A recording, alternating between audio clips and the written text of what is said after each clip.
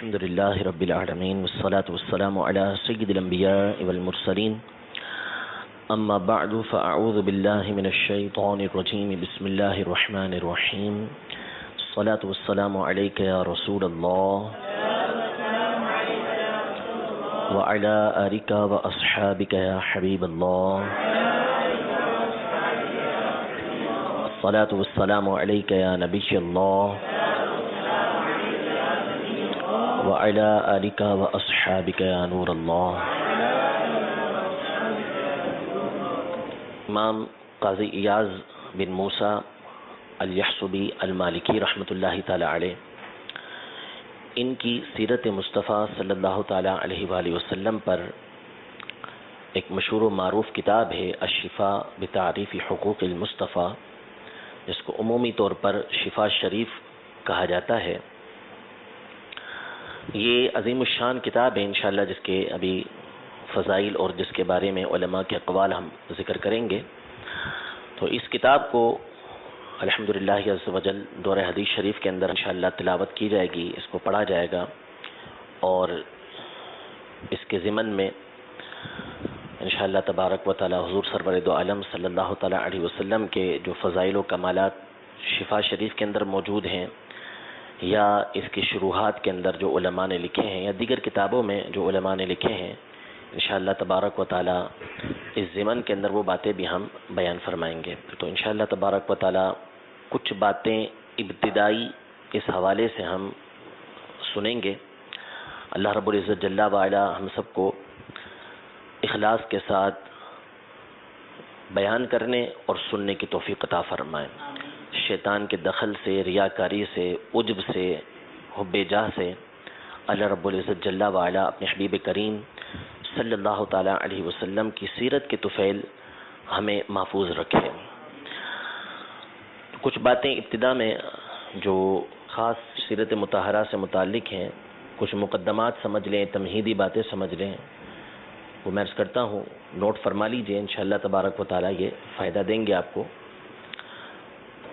سب سے پہلے بنیادی بات یہ کہ حضور سرور دو عالم صلی اللہ تعالی علیہ وسلم کی جو سیرت مبارکہ ہے، جو فضائل و کمالات ہیں، یہ کبھی ختم نہیں ہو سکتے، اور اس پر بہت سارے دلائل یہ قرآن و حدیث سے بھی موجود ہیں اور مشاہدے کے بھی موجود ہیں، یعنی بندہ مشاہدہ کرتا ہے، غور و فکر کرتا ہے، تو اس ضمن میں بھی اس کے سامنے یہ باتیں واضح ہوتی ہیں کہ نبی کریم صلی اللہ تعالی علیہ وسلم کی جو ذات اقدس ہے، اس کے جو کمالات ہیں، اللہ تبارک و تعالی نے جو مقامات نبی کریم صلی اللہ تعالی علیہ وسلم کو عطا فرمائے ہیں، اس کی کوئی انتہا نہیں ہے۔ اس کی انتہا کیا ہے، اس کا آخر کیا ہے، یہ صرف اللہ تبارک و تعالی جانتا ہے، اور اس کے بتائے سے اس کے حبیب صلی اللہ تعالی علیہ وسلم جانتے ہیں۔ علماء نے یہاں تک ارشاد فرمایا کہ سرور دو عالم صلی اللہ تعالی علیہ وسلم کے مقام و مرتبے جو ہیں، یہ نہ روز قیامت رکیں گے، اس میں اضافہ ہوتا رہے گا، بلکہ جنت میں داخل ہونے کے بعد بھی حضور علیہ الصلوۃ والسلام کے مقامات کے اندر، درجات کے اندر، رتبے کے اندر جو ہے وہ اضافہ ہوتا ہی رہے گا۔ قرآن پاک میں کئی مقامات پر اس کی وضاحت موجود ہے۔ سورۃ الکہف کے آخر میں اللہ تبارک و تعالی نے ارشاد فرمایا کہ اے محبوبہ فرمائیے کہ اگر سمندر سارے میرے رب کے کلمات کو لکھنے کے لیے سمندر سارے کے سارے سیاہی بن جائیں، تو یہ سارے کے سارے سمندر ختم ہو جائیں گے، میرے رب کے کلمات ختم نہیں ہوں گے، اگرچہ کہ ہم اس کی مثل اور سمندر لے کر آ جائیں۔ تو اس آیت میں اللہ تبارک و تعالی نے یہ ارشاد فرمایا کہ سمندر سارے کے سارے اللہ تبارک و تعالی کے کلمات کو لکھنے کے لیے سیاہی بن جائیں، تو یہ سمندر تو ختم ہو سکتے ہیں، لیکن اللہ تبارک و تعالی کے کلمات نہیں ختم ہو سکتے۔ ابھی کلمات ہیں کیا؟ اس سے کیا مراد ہے کلمات سے؟ تو شیخ محقق شیخ عبدالحق محدث دہلوی رحمۃ اللہ تعالی علیہ نے مدارج النبوہ میں یہ ارشاد فرمایا کہ بعض مفسرین نے یہاں پر کلمات رب سے مراد، اللہ تبارک و تعالیٰ کے کلمات سے مراد نبی کریم صلی اللہ تعالیٰ علیہ وسلم کے فضائل و کمالات مراد لیے ہیں۔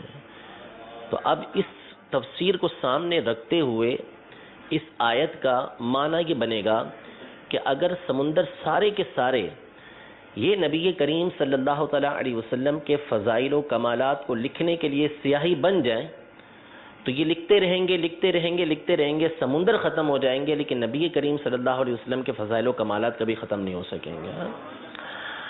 دوسری آیت مبارکہ جو مشہور آیت ہے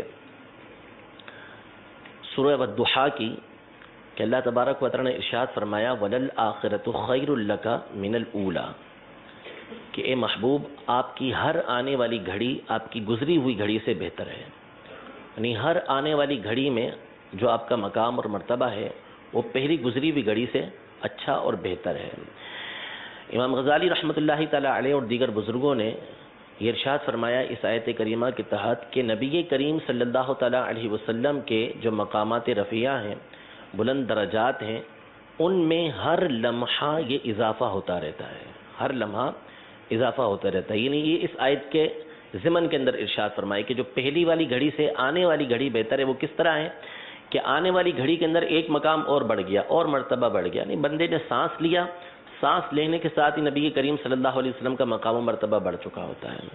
تو چونکہ اللہ تبارک و تعالیٰ کی بارگاہ میں مقامات کی کوئی حد نہیں ہے، جس طرح وہ لامحدود ہے تو اس کے جو مقامات ہیں، اس کی بارگاہ میں جو حاصل کرنے کے مقامات ہوتے ہیں، اس کی بھی کوئی حد نہیں ہے۔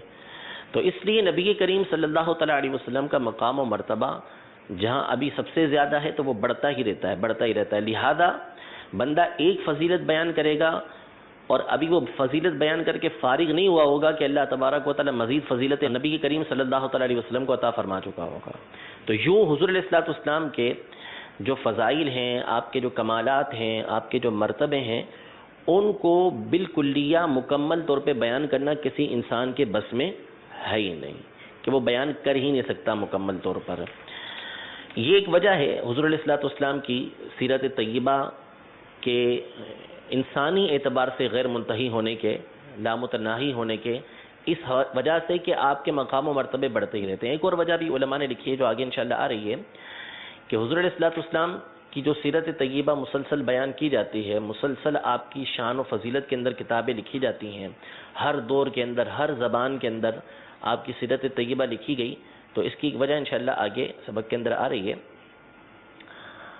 اچھا، اب جب کمالات اور فضائل مقامات یہ ابتدا سے انتہا تک چلتے وہی آ رہے ہیں اور چلتے ہی رہیں گے، تو نبی کریم صلی اللہ تعالیٰ علیہ وسلم کی جو سیرت طیبہ ہے، اس کو بیان کرنے کا جو سلسلہ ہے یہ تو ازل سے، جب اللہ تبارک و تعالیٰ نے مخلوق کو پیدا فرمایا تو اس وقت انبیاء کرام علیہم السلام کی جو ارواح تھیں، ان کے سامنے سب سے پہلے نبی کریم صلی اللہ علیہ وسلم کے فضائل بیان فرمائے۔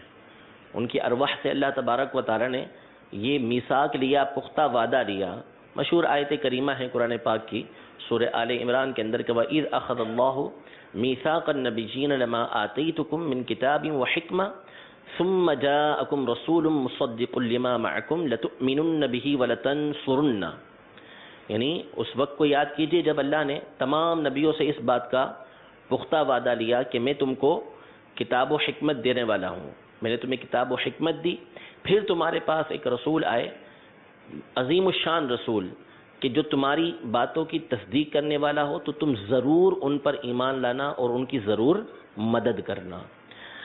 اس آیت کے تحت سیدنا عبداللہ بن عباس رضی اللہ تعالی عنہما نے فرمایا کہ یہ بات تو طے ہے کہ نبی کریم صلی اللہ تعالی علیہ وسلم خاتم الانبیاء والمرسلین ہیں، آپ کا زمانہ تمام انبیاء کرام علیہم السلام کے بعد ہے، تو اللہ تبارک و تعالی نے تمام انبیاء سے اس بات کا جو وعدہ لیا کہ وہ نبی کریم صلی اللہ علیہ وسلم پر ایمان لے کر آئیں گے، تو آنا تو نبی کریم صلی اللہ علیہ وسلم نے سب سے آخر کے اندر تھا، تو اس کا ایک معنی یہ بیان کیا گیا ہے کہ ہر نبی یہ اپنی امت کو اس بات کی تبلیغ کرتا رہا، اس بات کی وہ تعلیم دیتے رہے، بتاتے رہے کہ جب نبی کریم صلی اللہ تعالیٰ علیہ وسلم کا ظہور ہو، آپ تشریف لے کر آئیں تو آپ کے اوپر ایمان لے کر آئیں اور آپ کی ضرور مدد کریں۔ وہ فضائل و کمالات بیان کرتے تھے، تو اللہ تبارک و تعالیٰ نے جس طرح نبی کریم صلی اللہ علیہ وسلم کے فضائل و کمالات انبیاء کے سامنے بیان کیے، اسی طرح انبیاء کرام علیہ السلام نے نبی کریم صلی اللہ تعالیٰ علیہ وسلم کے فضائل و کمالات اپنی امتوں کے سامنے بیان فرمائے. تو یہ سلسلہ چلتا ہوا آ رہا ہے اور یہ قیامت تک چلتا ہی رہے گا. باقاعدہ جو سیرت لکھنے کی ابتدا ہوئی یا سیرت نبوی کو بیان کرنے کا جو سلسلہ ہوا جو ہمارے سامنے موجود ہے، وہ سلسلہ کب ہوا؟ اس کو جاننے سے پہلے سیرت کا معنی کیا ہے، سیرت کس کو کہتے ہیں، یہ ہم سمجھ لیں کہ سیرت ہے کیا چیز. تو سیرت کا جو لغت کے اندر معنی ہے، لغوی معنی اس کا، وہ ہے الطریقۃ والسنۃ حمیدۃ کانت او ذمیمۃ.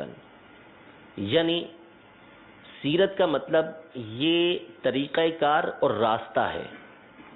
راستے کو بھی سیرت بولتے ہیں چلنے کو، اور جو کسی کا طریقہ کار ہوتا ہے اس کو بھی سیرت بولتے ہیں. اب چاہے یہ اچھا طریقہ ہو چاہے برا طریقہ ہو، یعنی اچھی سیرت ہے تو اس کو بھی سیرت ہی سے تعبیر کیا جائے گا، کسی کی بری سیرت ہے تو اس کو بھی سیرت ہی سے تعبیر کیا جائے گا، اس کو سیرت ہی بولا جائے گا. یہ ہے لغت کے اندر اس کا معنی. اور جو علماء کی اصطلاح کے اندر، اہل علم کی اصطلاح کے اندر جو سیرت کا معنی ہے وہ یہ ہے معرفت جمیع احوالہ صلی اللہ تعالی علیہ وسلم علی التفصیل منذ ولادتہ الی وفاتہ وما یتصل بذلک. معرفت جمیع احوالہ صلی اللہ تعالی علیہ وسلم علی التفصیل منذ ولادتہ الی وفاتہ وما یتصل بذلک. یعنی نبی کریم صلی اللہ تعالی علیہ وسلم کے تمام احوال، تمام حالات کو جب سے آپ کی ولادت ہوئی اس وقت سے لے کر آپ نے وصال ظاہری فرمایا اس وقت تک جتنا بھی آپ کے احوال بیان کیے گئے ہیں ان کو جاننے کا نام سیرت ہے. یہ جو نبی کریم صلی اللہ تعالی علیہ وسلم کے حالات زندگی ہیں، کسی بھی طرح کے حالات زندگی ہوں، ان کو تفصیل کے ساتھ جاننا، اس کو اصطلاح کے اندر جو ہے وہ سیرت کہا جاتا ہے. اس میں پھر حضور علیہ الصلوۃ والسلام کا نسب شریف، آپ علیہ الصلوۃ والسلام کی قوم جو ہے، قبیلہ آپ کا، اسلام سے پہلے آپ کی قوم کی حالت، آپ علیہ الصلوۃ والسلام کی ولادت کے واقعات، آپ علیہ الصلوۃ والسلام کا اعلان نبوت فرمانا، آپ علیہ الصلوۃ والسلام کا غزوات کے اندر شریک ہونا، مختلف انداز میں دعوت دین دینا، یہ ساری کی ساری باتیں کیا ہیں، یہ سیرت طیبہ کے اندر شامل ہو جاتی ہیں.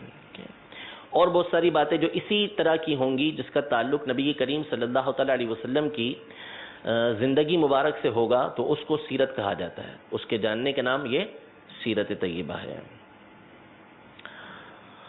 تو اس لحاظ سے جو سیرت کی ابتدا ہوئی ہے کہ نبی کریم صلی اللہ تعالی علیہ وسلم کے ان تمام حالات کو جاننا، ولادت سے لے کے اللہ تبارک و تعالیٰ کی بارگاہ میں وصال ظاہری فرما کر پہنچ جانا، اس تک کے تمام معاملات کو جاننے کی جو باقاعدہ ابتدا ہوئی، تو زبانی ابتدا تو یہ نبی کریم صلی اللہ علیہ وسلم کے دور میں ہی شروع ہو چکی تھی. صحابہ کرام علیہم رضوان مختلف مقامات پر جاتے یا آپس میں بیٹھتے تو حضور علیہ الصلوۃ والسلام کے حوالے سے گفتگو کیا کرتے تھے، آپ کے فضائل و کمالات بیان کرتے تھے، اپنی پرانی حالت بیان کرتے، اور پھر نبی کریم صلی اللہ علیہ وسلم کی وجہ سے اللہ تبارک و تعالیٰ نے جو صحابہ کرام علیہم رضوان پہ احسان کیا اس کا تذکرہ کیا کرتے تھے. یوں سلسلہ تو یہ باقاعدہ شروع ہو چکا تھا.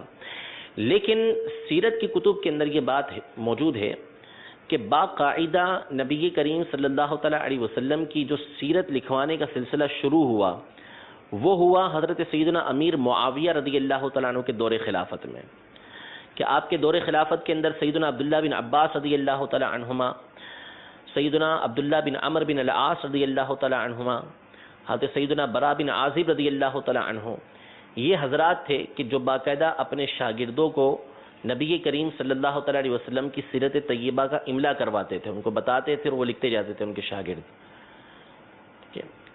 یہ نہیں یہ زبانی بتایا کرتے تھے اور ان کے شاگرد اس کو نوٹ کرتے چلے جاتے تھے، یعنی مختلف کتابوں مختلف کاغذوں کے اندر، یا جو اس زمانے میں لکھنے کے انداز تھے پتوں پر، ہڈیوں پر، اس کے اندر وہ نبی کریم صلی اللہ تعالیٰ علیہ وسلم کی سیرت طیبہ یہ لکھا کرتے تھے ان کے شاگرد.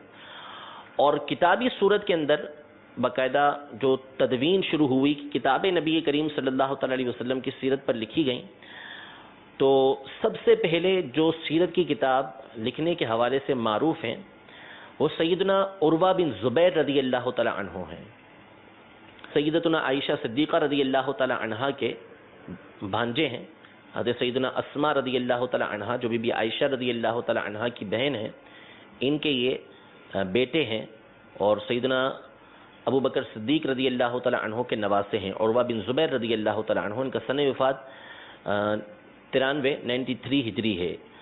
انہوں نے سب سے پہلے باقاعدہ نبی کریم صلی اللہ تعالی علیہ وسلم کی سیرت کے ایک پہلو کے اوپر، یعنی مغازی رسول اللہ صلی اللہ تعالی علیہ وسلم کے نام سے انہوں نے کتاب تحریر فرمائی. پھر اس کے بعد ابان بن عثمان بن عفان رضی اللہ تعالی عنہ، انہوں نے نبی کریم صلی اللہ تعالی علیہ وسلم کی سیرت پر کتاب لکھی ہے سیرت والمغازی کے نام سے.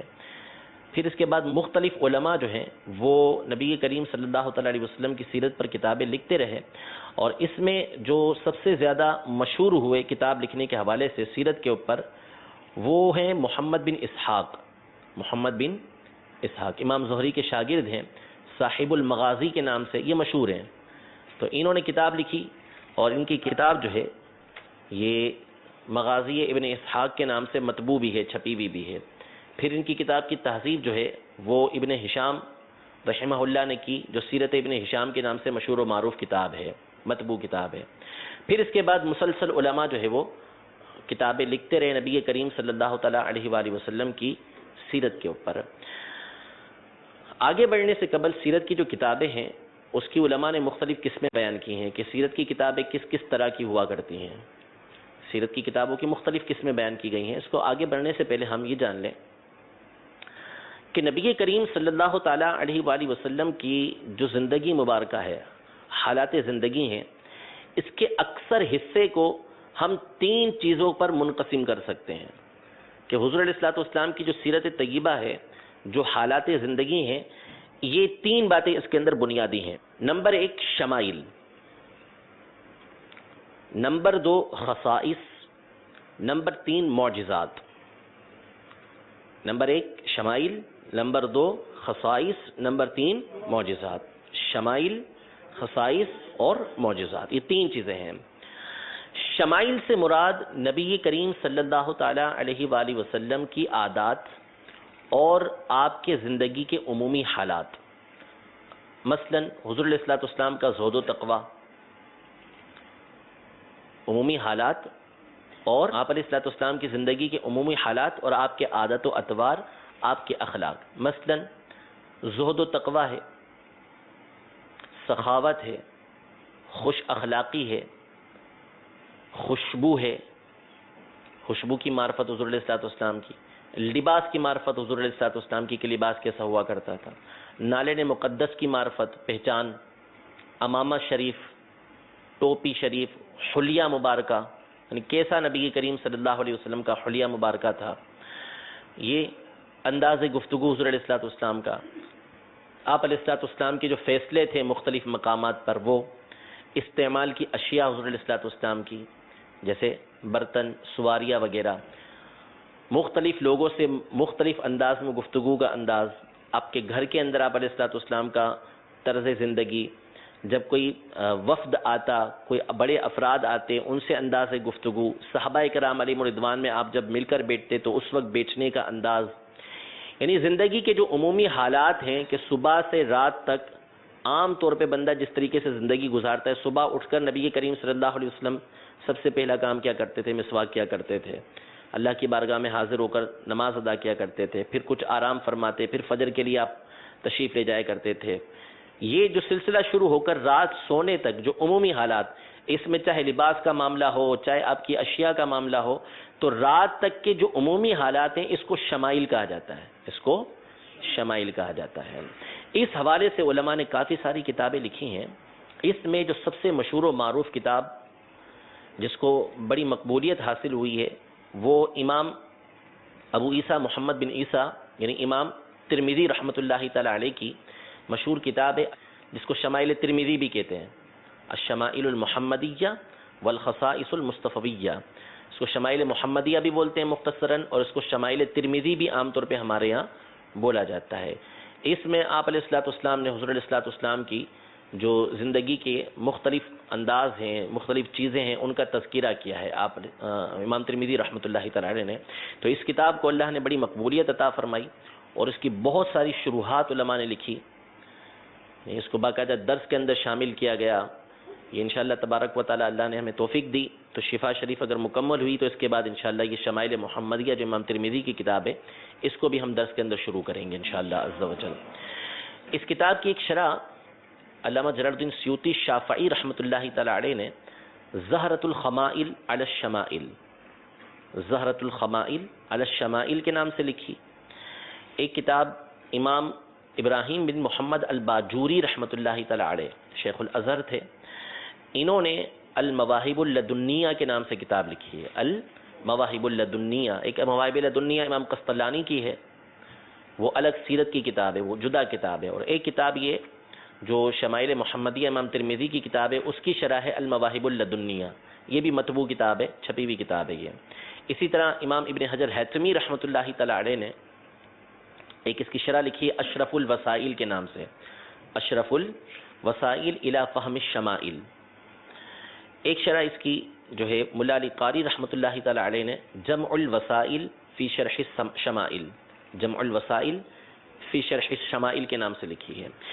تو اس کتاب کے اندر اور اس کے شروحات کے اندر جو ہے نبی کریم صلی اللہ تعالی علیہ وسلم کی جو شمائل ہیں، جو عمومی زندگی ہے اس کو ذکر کیا گیا ہے. ٹھیک ہے، تو ان کے ذریعے سے جو ہے وہ نبی کریم صلی اللہ تعالی علیہ وسلم کے ان عادات کا، ان اخلاق کا جو ہے وہ ایک معتد بھی حصہ، ایک بہت بڑا حصہ جو ہے ان کتابوں کے ذریعے سے ہم جان سکتے ہیں کہ حضور علیہ الصلوۃ والسلام عام زندگی کے اندر کس کس طرح کی گفتگو فرمایا کرتے تھے، کس طرح کی چیزیں آپ استعمال کرتے تھے، آپ کا زندگی گزارنے کا عمومی طریقہ کیا تھا. یہ پہلی چیز ہے شمائل. اسی شمائل کو آداب اور اخلاق بھی بولتے ہیں، آداب اور اخلاق بھی بولتے ہیں. امام ابو الشیخ رحمۃ اللہ تعالی علیہ ان کی کتاب ہے اخلاق النبی صلی اللہ علیہ وسلم و آدابہ، اخلاق النبی صلی اللہ علیہ وسلم و آدابہ. اسی طرح امام بغوی رحمۃ اللہ تعالی علیہ کی کتاب ہے الانوار فی شمائل النبی المختار، الانوار فی شمائل النبی المختار. یہ سارے حضور علیہ الصلوۃ والسلام کی یہ شمائل کے اوپر کتابیں موجود ہیں. تو بیان کرنے کا مقصد یہ ہے کہ اگر کوئی شمائل کے بارے میں معلومات چاہتا ہے، معرفت چاہتا ہے، حضور علیہ الصلوۃ والسلام کی سیرت طیبہ کا مطالعہ کرنا چاہتا ہے اس حوالے سے، تو اس کے لیے شمائل ترمذی نام کی کتاب موجود ہے اور دیگر کتابیں بھی ہیں. تو شمائل ترمذی وہ کتاب ہے کہ جس کا اردو ترجمہ بھی ہوا ہے، یعنی مترجم بھی ہے، اردو ترجمہ بھی اس کا موجود ہے، اہل سنت کی طرف سے کیا گیا ہے. تو اس کا مطالعہ جو مدنی چینل کے ناظرین ہیں جو عربی نہیں جانتے وہ بھی بآسانی کر سکتے ہیں. دوسری چیز ہے خصائص. خصائص یعنی وہ باتیں کہ جو نبی کریم صلی اللہ تعالی علیہ وسلم کے ساتھ خاص ہیں اور آپ علیہ الصلوۃ والسلام کے بعد کسی کو نہیں مل سکتی. آپ علیہ الصلوۃ والسلام کے ساتھ خاص ہیں اور آپ علیہ الصلوۃ والسلام کے بعد کسی کو وہ چیز مل نہیں سکتی. اب ان خصائص کی مختلف قسمیں ہیں کہ خصوصیت حضور علیہ الصلوۃ والسلام کی جو ہے، بعض خصوصیات وہ ہیں کہ جس میں تمام انبیاء کرام علیہم السلام شریک ہیں، سب شریک ہیں اس کے اندر. ٹھیک ہے، جیسے وصف نبوت اور رسالت، نبی ہونا، رسول ہونا، یہ انبیاء کرام علیہم السلام اور رسول اعظام علیہم السلام جو ہیں ان کے ساتھ خاص ہے، یہ سارے کے سارے اس کے اندر ہوتے ہیں. بعض چیزیں وہ ہیں کہ جس میں نبی کریم صلی اللہ تعالی علیہ وسلم کی ایسی خصوصیت ہے کہ کسی اور نبی کو بھی یہ حاصل نہیں ہے، صرف اور صرف نبی کریم صلی اللہ تعالی علیہ وسلم کی ذات گرامی کو یہ چیزیں حاصل ہیں. جیسے مثال کے طور پر جسمانی معراج ہونا، جسمانی طور پر معراج ہونا، اللہ کی بارگاہ میں حاضر ہونا، جاگتی آنکھوں سے دنیا کے اندر اللہ تبارک و تعالیٰ کا دیدار کرنا. ٹھیک ہے، قیامت کے اندر شفاعت کبریٰ کا حاصل ہونا اور حوض کوثر نبی کریم صلی اللہ تعالیٰ علیہ وسلم کو عطا ہونا، یہ ساری کی ساری چیزیں کیا ہیں؟ وہ خصوصیات ہیں کہ جو نبی کریم صلی اللہ تعالیٰ علیہ وسلم کے ساتھ خاص ہیں. پھر بعض خصوصیات وہ ہیں کہ نبی کریم صلی اللہ تعالیٰ علیہ وآلہ وسلم کی برکت سے ان کی امت کو بھی حاصل ہوئی ہیں، کسی اور امت کو حاصل نہیں ہوئی، صرف نبی کریم صلی اللہ تعالیٰ علیہ وآلہ وسلم کی برکت سے اس امت کو حاصل ہوئی ہیں. جیسے مثال کے طور پر زمین کا ہر جگہ پر نماز پڑھنے کے لیے جائز ہو جانا، یعنی زمین کے ہر خطے کے اوپر جو ہے وہ مسلمان جہاں زمین اس کو ملتی ہے، پاک زمین، وہ اس زمین کے اوپر نماز پڑھ سکتا ہے. اس کے لیے یہ ضروری نہیں کہ نماز کا وقت آ گیا تو اب اس کو قریب میں مسجد نہیں ہے تو اس سے نماز ساقط ہو گئی یا اس کو نماز پڑھنے کی اجازت نہیں ہوگی، بلکہ جہاں اس کو خطہ زمین ملتا ہے، پاک حصہ ملتا ہے، تو وہاں پر یہ کیا کر سکتا ہے؟ نماز ادا کر سکتا ہے. یہ ہماری خصوصیات میں سے ہے. اسی طرح جو پانچوں نمازوں کا مجموعہ ہے، ایک ساتھ 5 نمازیں، یہ کسی پچھلی امت کو عطا نہیں ہوئی، پچھلے کسی بھی نبی کو نہیں ملی. یہ نبی کریم صلی اللہ تعالیٰ علیہ وسلم کے صدقے میں اس امت کا خاصہ ہے. اس امت کا خاصہ ہے کہ پانچوں کی پانچوں نمازیں یہ صرف ہمیں عطا کی گئی ہیں.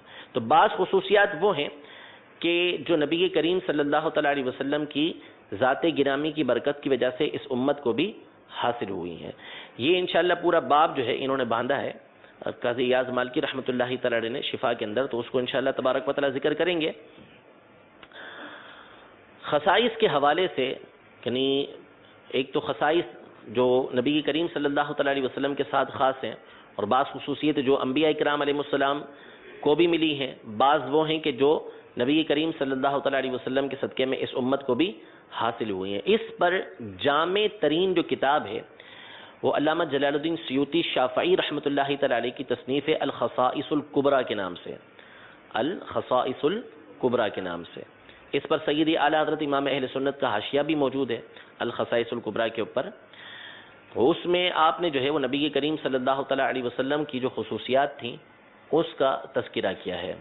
سیدی اعلیٰ حضرت امام اہل سنت کا ایک رسالہ ہے تجلی الیقین کے نام سے، تجلی الیقین بان نبینا سید المرسلین، یعنی نبی کریم صلی اللہ تعالیٰ علیہ وسلم تمام انبیاء کے سردار ہیں، تمام انبیاء کے جو ہے وہ سید ہیں، ان کے پیشوا ہیں.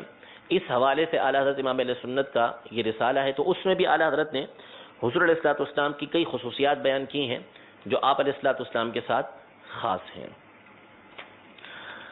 تیسری چیز جو ہے وہ ہے معجزات. تو معجزہ آپ جانتے ہیں کہ وہ کام کہ جو نبی سے بطور تحدی، چیلنج جو ہے وہ صادر ہوتا ہے، اللہ تبارک و تعالیٰ عطا فرماتا ہے، اور وہ کام ایسا ہوتا ہے کہ جو عادتاً نہیں ہوتا، وہ کام عادتاً نہیں ہوتا، اور اللہ تبارک و تعالیٰ نبی کے دعوی نبوت کے بعد یہ ان کو عطا فرماتا ہے جو ان کے ہاتھوں پر ظاہر ہوتا ہے. ٹھیک ہے، مختلف معجزات نبی کریم صلی اللہ علیہ وسلم کے. اس پر بھی انشاءاللہ تبارک و تعالیٰ کتاب کے اندر تفصیلی بحث آئے گی. پورا ایک باب ہے معجزات کا نبی کریم صلی اللہ تعالیٰ علیہ وسلم کا. تو یہ 3 چیزیں ہیں، شمائل، خصائص اور معجزات. معجزات کے حوالے سے بھی ابن کثیر کی جو ایک کتاب ہے معجزات الرسول صلی اللہ تعالیٰ علیہ وسلم کے نام سے. اچھا، ان تینوں کے اوپر علماء نے مختلف کتابیں لکھی ہیں. تو یہاں سے ہمیں معلوم ہو گیا کہ سیرت طیبہ کی کتابوں کی مختلف قسمیں ہیں. بعض سیرت طیبہ کی کتابیں وہ ہیں کہ جس میں حضور علیہ الصلوۃ والسلام کے جتنے احوال اس مصنف کے بس کے اندر تھے وہ اس نے لکھ ڈالے. یعنی ابتدا ہوئی نبی کریم صلی اللہ تعالیٰ علیہ وسلم کی ولادت سے یا اس سے بھی پہلے سے حالات زندگی لکھے اس زمانے کے، اور اس سے پہلے جو قوم کے حالات تھے وہ بھی لکھے، اور نبی کریم صلی اللہ تعالیٰ علیہ وسلم کے دنیا سے تشریف لے جانے یعنی وصال ظاہری فرمانے تک کے حالات انہوں نے اس کے اندر لکھ ڈالے، اور اسی ضمن میں انہوں نے صحابہ کرام علیہ رضوان کے حالات بھی لکھ ڈالے.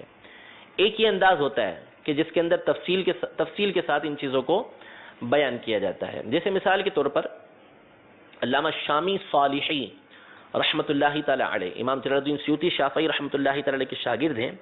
ان کی کتاب ہے سبل الہدا والرشاد کے نام سے، سبل الہدا والرشاد. یہ تقریباً 15 جلدوں میں کتاب ہے.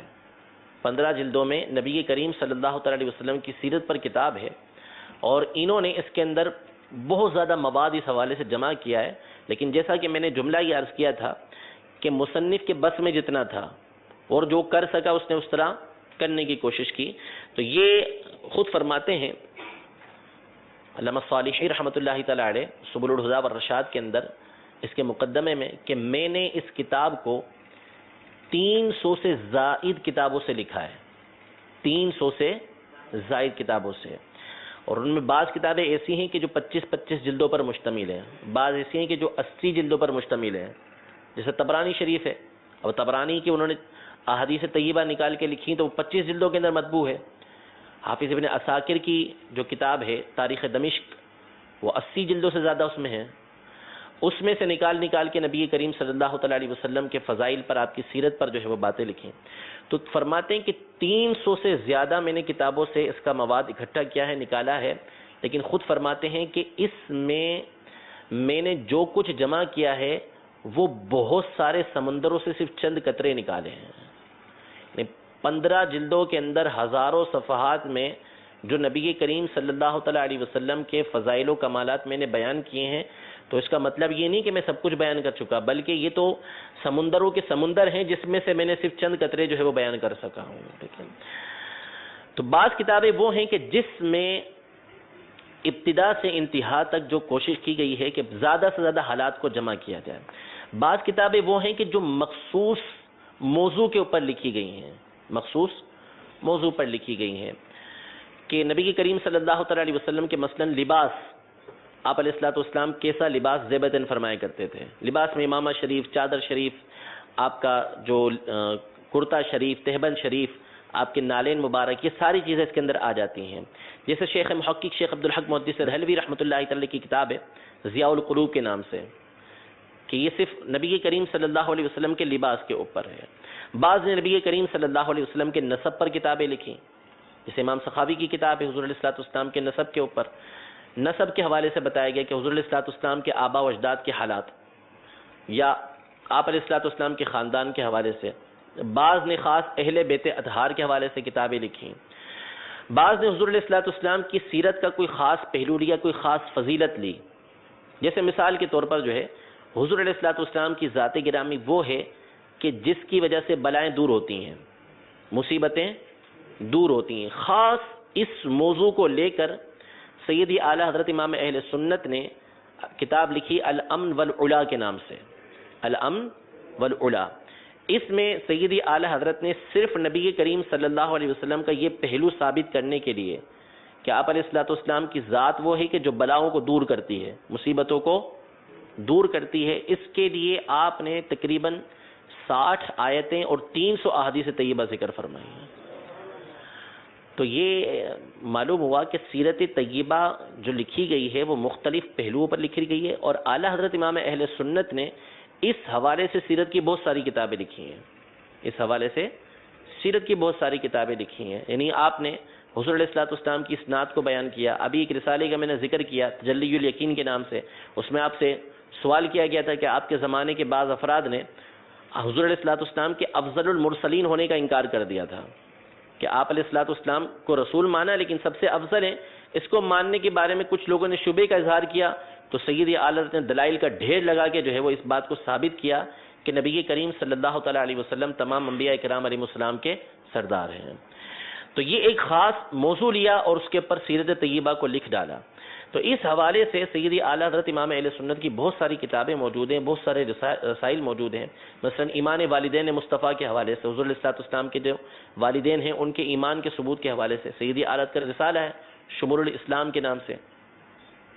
تو یوں بہت ساری کتابیں سیدی اعلیٰ حضرت نے بھی لکھی ہیں، اور کئی دوسرے بزرگوں نے خاص ایک موضوع لے کر حضور علیہ الصلوۃ والسلام کی سیرت کے اوپر کتاب لکھی ہے۔ تو یوں سیرت طیبہ یہ مختلف انداز میں لکھی جاتی رہی ہے، اور انہی میں سے ایک کتاب جو ہے یہ شفا شریف ہے، الشفاء بتعریف حقوق المصطفیٰ۔ اس کا خاص موضوع یہ آگے خود بیان کرتے ہیں، خاص موضوع تو یہ بیان کرنا ہے ان کا کہ حضور علیہ الصلوۃ والسلام کی ذات کی طرف کن باتوں کی نسبت کی جا سکتی ہے، کون سی باتیں ہیں کہ جن کی نسبت نبی کریم صلی اللہ تعالیٰ علیہ وسلم کی طرف نہیں کی جا سکتی، حضور علیہ الصلوۃ والسلام کی اس امت کے اوپر حقوق کیا ہیں، لوگوں کے اوپر حقوق کیا ہیں، ان باتوں کو خاص طور پر اس کتاب کے اندر بیان کیا گیا ہے۔ ٹھیک ہے، اور اس کے علاوہ اس کتاب کے اندر بہت ساری باتیں ہیں جس کا پورا تفصیلی انشاءاللہ آگے ذکر کر رہے ہیں۔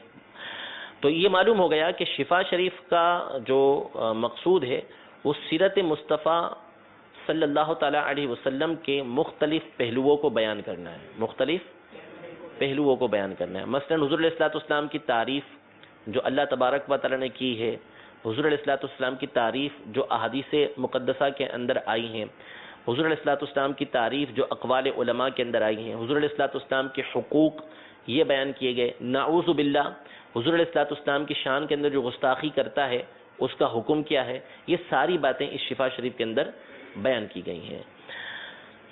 یہ کتاب ہے کیا، اس کی اہمیت کیا ہے کہ سیرت طیبہ کے اوپر جب سے کتاب لکھی گئی ہیں اس وقت سے لے کر آج تک اس کتاب سے بڑھ کر اللہ تبارک و تعالی نے کسی کتاب کو مقبولیت عطا نہیں فرمائی. ایسی کتاب ہے کہ ہر زمانے کے اندر جو ہے اس کی اہمیت لوگوں کے سامنے باقی رہی. یعنی مصنف کا اخلاص اور جس طرح انہوں نے نبی کریم صلی اللہ علیہ وسلم کی محبت کے اندر ڈوب کر حضور علیہ السلام کے فضائل و کمالات، آپ کے حقوق بیان کیے ہیں، تو اللہ تبارک و تعالی نے اس کتاب کو ایسی مقبولیت عطا فرمائی کہ ہر زمانے میں علماء اس کو پڑھنا جو ہے وہ باعث فضیلت سمجھتے ہیں. یہ قاضی ایاز مالکی رحمۃ اللہ تعالی علیہ یہ جو تھے یہ مغرب کی طرف کے رہنے والے ہیں، یعنی اندلس اور اس طرح کے جو علاقے ہیں جس کو اب اسپین بولتے ہیں، تو مغربی ممالک یہ جہاں مسلمان پہنچے تھے، مشہور ملک ہے فاس نامی ملک ہے، اس طرح بہت سارے وہاں پر علاقے ہیں، ان کو مغربی علاقے کہا جاتا ہے. تو وہاں جب اسلام پہنچا تھا ابتدا میں تو ایک بڑی سلطنت مسلمانوں کی وہاں پر اندلس کے نام سے قائم ہوئی تھی اور جگہ جگہ اسلام پہنچا تھا وہاں پر. تو بڑے بڑے علماء وہاں پر پیدا ہوئے، بہت بڑی بڑی ہستیاں وہاں پر پیدا ہوئیں جنہوں نے عالم اسلام میں ایسی نادر تصانیف چھوڑی ہیں کہ جس کی مثل آج تک نہیں لکھی گئی. حافظ ابن عبد البر رحمۃ اللہ تعالی علیہ اہل علم کے نزدیک مشہور و معروف ہستی ہیں. آپ نے موطا امام مالک کی بڑی بڑی شروحات لکھی، التمہید کے نام سے، الاستذکار کے نام سے کئی کتابیں آپ نے لکھی ہیں. حافظ عبد الحق الشبیلی رحمۃ اللہ تعالی علیہ ہیں، بہت بڑے محدث گزرے ہیں. تو یہ جو اندلس کا علاقہ ہے، مغربی علاقہ ہے، یہاں سے کئی علماء پیدا ہوئے اور انہی میں سے ایک قاضی ایاز مالکی رحمۃ اللہ تعالی علیہ ہیں. اعلیٰ حضرت امام اہل سنت کے ایک شاگرد ہیں علامہ عبد الحی بن عبد الکبیر القطانی رحمۃ اللہ تعالی علیہ. عبد الحی بن عبد الکبیر القطانی رحمۃ اللہ تعالی علیہ یہ بھی ملک فاس کے رہنے والے تھے، مغربی علاقے کے رہنے والے تھے. سیدی اعلیٰ حضرت امام اہل سنت نے مدینہ منورہ کے اندر، مکہ مکرمہ کے اندر جب علماء کو حدیث کی اجازت دی تھی، اپنی سند عطا فرمائی تھی، تو سب سے پہلے ان کو عطا فرمائی تھی عبد الحی بن عبد الکبیر القطانی رحمۃ اللہ تعالی علیہ کو. ان کی ایک مشہور کتاب ہے فہرس الفہارس کے نام سے، فہرس الفہارس کے نام سے. انہوں نے اپنی اس کتاب کے اندر امام تلمسانی رحمۃ اللہ تعالی علیہ کا قول لکھا ہے کہ جو سورج جب طلوع ہوتا ہے وہ کہاں سے طلوع ہوتا ہے؟ مشرق سے طلوع ہوتا ہے. اور غروب کہاں ہوتا ہے؟ مغرب کے اندر طلوع ہوتا ہے. تو یہ اہل مشرق کی ایک فضیلت ہے کہ ہماری طرف سے سورج آتا ہے اور جاتا کہاں ہے؟ اہل مغرب کی طرف. تو اہل مشرق کو اہل مغرب پر یوں ایک فضیلت حاصل ہوتی ہے. یہ ابن سعد التلمسانی رحمۃ اللہ تعالی علیہ فرماتے ہیں کہ بعض شیوخ نے یہ فرمایا کہ کانت الشمس تطلع علی الناس من المشرق وتغرب فی المغرب، کہ بعض علماء، بعض شیوخ نے یہ فرمایا کہ جو سورج ہے یہ مشرق سے طلوع ہوتا ہے اور مغرب میں غروب ہوتا ہے. وَجَاءَنَا نَحْنُ أَهْلَ الْمَشْرِقِ شَمْسٌ أُخْرَى مِنَ الْمَغْرِبِ الْأَقْصَى، یعنی اہل مغرب جو ہے ان کی طرف سے ہمارے پاس ایک دوسرا سورج آ گیا ہے. ہمارے پاس ایک دوسرا سورج آ گیا. ایک تو سورج ہے جو یہ آسمان والا سورج ہے جس سے جو ہے وہ ہر جگہ روشنی پھیلتی ہے اور دن ہوتا ہے اس کے آنے کی وجہ سے، وہ مشرق سے آ کے مغرب میں جاتا ہے، یوں ہمیں فضیلت مل جاتی ہے. لیکن اہل مغرب ایک دوسرا سورج ہمارے پاس لے کر آ گئے اور بہت دور سے لے کر آئے مغرب کے علاقے سے. اور وہ فرماتے ہیں الا وہی کتاب الشفاء للقاضی العیاض رحمۃ اللہ تعالی علیہ، یعنی وہ امام قاضی ایاز مالکی رحمۃ اللہ تعالی علیہ کی کتاب الشفاء ہے. یعنی جس طرح سورج جب طلوع ہوتا ہے اور دن خوب روشن ہو جاتا ہے، دن خوب روشن ہو جاتا ہے، تو اسی طرح یہ کتاب الشفاء ہے کہ جو آئی تو مغرب کی طرف سے ہے لیکن ایسا سورج ہے کہ جو اہل ایمان کے دلوں کو روشن کر کے رکھ دیتا ہے.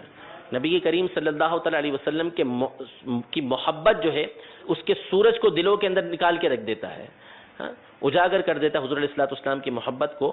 اس لیے کتاب الشفا جو ہے اس کو سورج سے تعبیر کیا انہوں نے. اسی طرح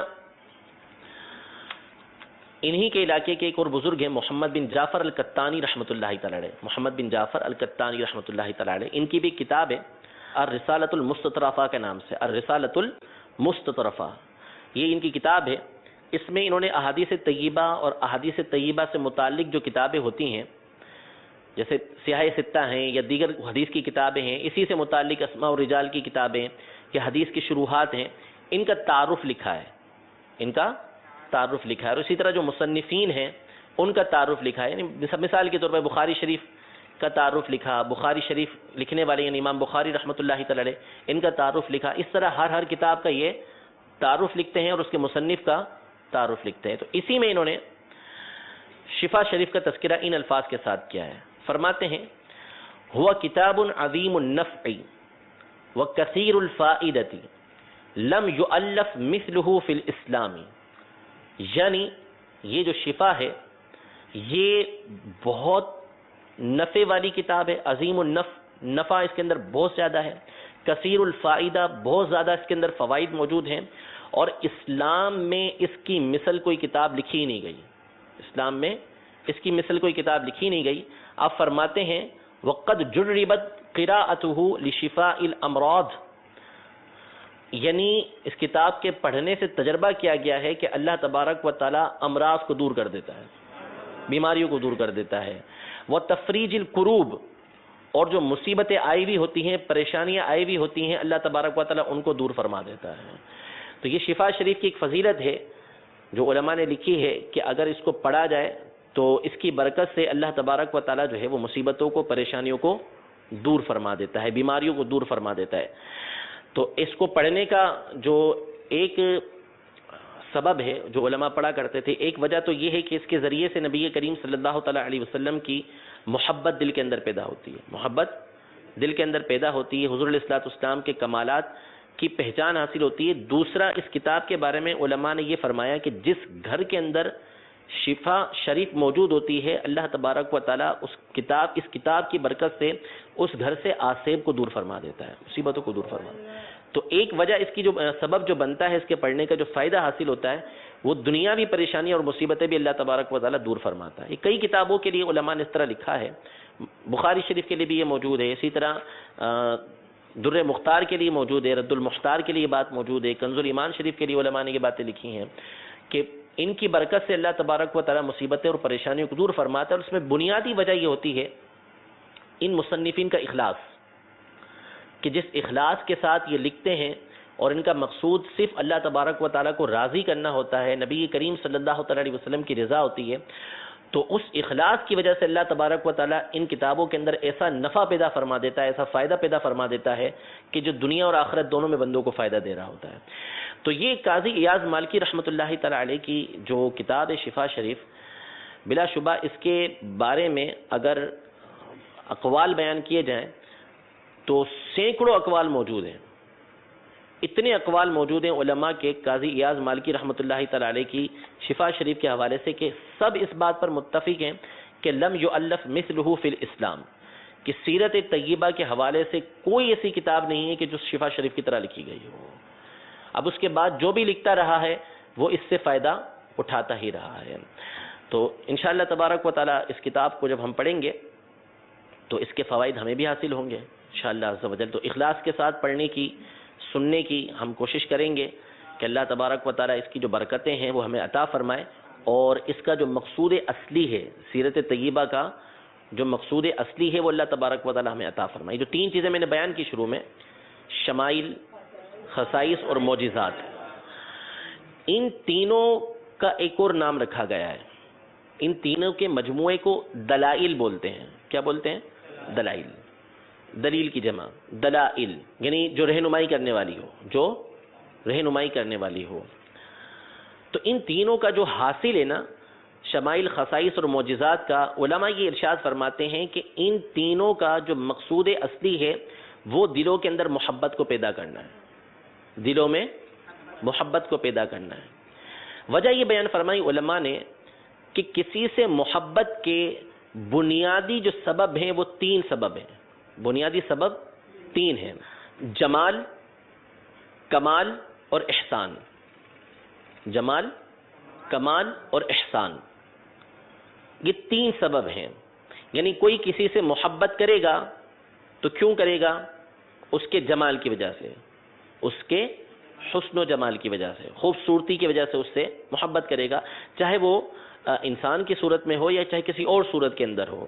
بندے کو جو محبت ہوتی ہے وہ حسن کے ساتھ ہوتی ہے۔ اللہ تبارک و تعالیٰ کے بارے میں حدیث پاک کے اندر آئے کہ اللہ خود جمیل ہے اور جمال کو پسند کرتا ہے، ٹھیک ہے؟ تو انسان کی فطرت میں بھی یہ بات موجود ہے کہ سلیم الفطرت طبیعت جو ہے وہ کیا ہے؟ جمال کو پسند کرے گی، اس سے محبت کرے گی۔ تو کسی سے محبت کا ایک بنیادی سبب کیا ہے؟ جمال۔ دوسرا سبب کیا ہے؟ کمال۔ یعنی جب بندے کو کسی سے محبت ہوتی ہے تو اللہ تبارک و تعالیٰ نے اس کو جو کمالات عطا کیے ہوئے ہوتے ہیں اس کی بنیاد پر ہوتی ہے۔ مثال کے طور پہ کالا کلوٹا ہے، جسمانی اعتبار سے کچھ بھی نہیں ہے لیکن اس کے اندر کمال بڑا ہے، علمی اعتبار سے بہت با کمال ہے، عملی اعتبار سے با کمال ہے، یعنی جسمی اعتبار سے اس کو دیکھیں تو اس کا کوئی خاص حال نہیں ہے، جسم کے اعتبار سے دنیا میں کوئی خاص حال نہیں ہے۔ بڑے بڑے محدثین سے گزرے، امام عطا گزرے ہیں، امام عطا یہ گزرے ہیں، ان کا حال یہ تھا کہ یہ رنگ کالا تھا، ایک پاؤں سے لنگڑے تھے، ہاتھ میں بھی فالش پڑا ہوا تھا ایک ہاتھ کے اندر، اور چیچک کے دانے نکلے ہوئے تھے، بھینگا پن آنکھوں کے اندر موجود تھا، یعنی جسمانی عیب جو ہوتے ہیں وہ موجود تھے، لیکن بڑے بڑے علماء ان کے سامنے بادب ہو کے بیٹھا کرتے تھے حدیث حاصل کرنے کے لیے۔ ان کی تعریفات کے اندر، کتابوں کے اندر واقعات لکھے ہوئے، باتیں لکھی ہوئی ہیں ان کے فضائل کے اندر۔ تو بعض اوقات بندے کے اندر حسن و جمال نہیں ہوتا لیکن اس کے کمالات ہوتے ہیں جس کی وجہ سے بندہ اس سے محبت کرتا ہے، یعنی جو کمال بالکل درست کمال ہے، واقعی ایسا کمال ہے کہ جس کی وجہ سے ان سے محبت کی جائے۔ تیسرا احسان، نہ جمال ہے نہ کمال ہے لیکن بندہ کیا کرتا ہے؟ کسی کے اوپر احسان کرتا ہے، ٹھیک ہے؟ احسان کرنے کی وجہ سے کیا ہوتا ہے کہ وہ اس سے محبت کرنے لگتا ہے۔ کسی کو کچھ دے دیا، یہ بات انڈرسٹوڈ ہے، جس نے دیا ہے اس سے محبت پیدا ہو جائے گی۔ تو یا تو جمال کی وجہ سے محبت کی جاتی ہے، یا کمال کی وجہ سے، یا پھر احسان کی وجہ سے کسی سے محبت کی جاتی ہے۔ تو یہ جو تینوں چیزیں ہیں نبی کریم صلی اللہ تعالیٰ علیہ وسلم کی شمائل، خصائص اور معجزات، یہ تینوں چیزیں نبی کریم صلی اللہ تعالیٰ علیہ وسلم کے جمال کو بھی ظاہر کرتی ہیں، حضور علیہ الصلوۃ والسلام کے کمال کو بھی ظاہر کرتی ہیں، اور آپ علیہ الصلوۃ والسلام کے احسان کو بھی ظاہر کرتے ہیں۔ شمائل میں آپ جائیں گے تو آپ کو نبی کریم صلی اللہ تعالیٰ علیہ وسلم کا حلیہ مبارکہ ملے گا، اور جب وہ حلیہ مبارکہ بیان ہوگا تو آپ کو معلوم ہوگا کہ نبی کریم صلی اللہ تعالیٰ علیہ وسلم جیسا حسین کبھی پیدا ہی نہیں ہوا۔ جو حسن و جمال نبی کریم صلی اللہ تعالیٰ علیہ وسلم کو عطا کیا گیا ہے وہ کسی کو بھی عطا نہیں کیا گیا۔ تو اس حسن و جمال کی وجہ سے کیا ہوگا؟ بندے کے دل کے اندر حضور علیہ الصلوۃ والسلام کی محبت پیدا ہو جائے گی۔ اسی شمائل کے اندر آپ کو حضور علیہ الصلوۃ والسلام کے جو ہے وہ احسانات ملیں گے کہ حضور علیہ الصلوۃ والسلام کس طریقے سے لوگوں کے ساتھ احسان کیا کرتے تھے، کیسے عطا کیا کرتے تھے۔ پھر جب آپ خصائص پڑھیں گے، معجزات پڑھیں گے، تو اس میں حضور علیہ الصلوۃ والسلام کے کمالات آپ کو ملیں گے کہ کیسے کیسے معجزے اللہ تبارک و تعالیٰ نے نبی کریم صلی اللہ تعالیٰ علیہ وسلم کو عطا فرمائے، کیسے کیسے کمالات جو ہے وہ اللہ تبارک و تعالیٰ نے نبی کریم صلی اللہ تعالیٰ علیہ وسلم کو عطا فرمائے۔ تو ان تینوں چیزوں سے کے پڑھنے اور سننے کا بنیادی مقصد کیا ہے؟ کہ دل کے اندر بندے کے کیا ہو جائے؟ حضور علیہ الصلوۃ والسلام کی محبت پیدا ہو جائے، ٹھیک ہے؟ اور پھر محبت کا جو مقصد اصلی ہے وہ کیا ہے؟ وہ ہے اتباع، وہ اتباع یعنی پیروی کرنا، پیچھے چلنا۔ محبت جب ہوتی ہے تو وہ بندے سے پیروی کرواتی ہے، اتباع کرواتی ہے، اطاعت کرواتی ہے، فرما برداری کرواتی ہے۔ بندہ محبوب کی اداؤں کو اختیار کرتا ہے، محبوب کی اداؤں کو اختیار کرتا ہے، یعنی جیسا محبوب نے کیا ہے ویسا بندہ کرے گا۔ تو سیرت طیبہ کا جو بنیادی مقصد علماء نے لکھا ہے، ایک تو ہے کہ ہم سیرت طیبہ اس لیے پڑھتے سنتے ہیں کہ یہ نبی کریم صلی اللہ تعالیٰ علیہ وسلم کی سیرت ہے، واللہ اس کے اندر بہت خیر ہے، اس میں فضیلت ہی فضیلت ہے۔ بندہ صرف اس لیے پڑھ رہا ہے کہ نبی کریم صلی اللہ تعالیٰ علیہ وسلم کی سیرت ہے، اس لیے سن رہا ہے کہ حضور علیہ الصلوۃ والسلام کی باتیں ہیں، اس میں خیر ہی خیر موجود ہے۔ لیکن سیرت طیبہ کا حضور علیہ الصلوۃ والسلام کی جو سنتوں کا بیان ہے اس کو سننے کا بنیادی مقصد کیا ہے؟ حضور علیہ الصلوۃ والسلام کی اتباع کرنا، پیروی کرنا. یعنی جہاں جہاں حضور علیہ الصلوۃ والسلام کی پیروی کی جائے گی، کی جا سکتی ہے، آپ کی اداؤں کو اپنایا جا سکتا ہے، وہاں وہاں نبی کریم صلی اللہ تعالیٰ علیہ وسلم کی اداؤں کو اپنایا جائے گا. تو اس لیے سیرت طیبہ کو پڑھنے کا جو بنیادی مقصد ہے وہ کیا ہے؟ حضور علیہ الصلوۃ والسلام کی اتباع کرنا، کہ آپ علیہ الصلوۃ والسلام کی اتباع کی جائے. اور اتباع اس وقت پیدا ہوگی جب ہمارے دلوں کے اندر حضور علیہ الصلوۃ والسلام کی محبت پیدا ہو. اور محبت کیسے پیدا ہوگی؟ جب ہم حضور علیہ الصلوۃ والسلام کی سیرت طیبہ کو اس لحاظ سے پڑھیں گے کہ ہم اپنے آقا و مولا علیہ الصلوۃ والسلام کی ان باتوں کو پڑھ رہے ہیں جن میں نبی کریم صلی اللہ تعالیٰ علیہ وسلم کے عمومی حالات بھی ہیں اور آپ علیہ الصلوۃ والسلام کے جو فضائل و کمالات بھی ہیں ان کا ہم مطالعہ کر رہے ہیں، ان کو ہم سن رہے ہیں، ان کو ہم پڑھ رہے ہیں. تو اس لیے جب ہم شفا شریف پڑھیں گے تو اس کی جو برکت بنیادی طور پہ حاصل ہوتی ہے وہ کیا حاصل ہوتی ہے؟ دلوں کے اندر محبت پیدا ہوتی ہے، اور پھر اس محبت کے ذریعے کیا ہوتا ہے؟ بندہ نبی کریم صلی اللہ تعالیٰ علیہ وسلم کی اتباع کرتا ہے. تو رب العزت جل وعلا ہم سب کو شفا شریف کے اس مقصد کو حاصل کرنے کی توفیق عطا فرمائے، اور حضور علیہ الصلوۃ والسلام کی محبت و اتباع اللہ تبارک و تعالی ہم سب کو عطا فرمائے.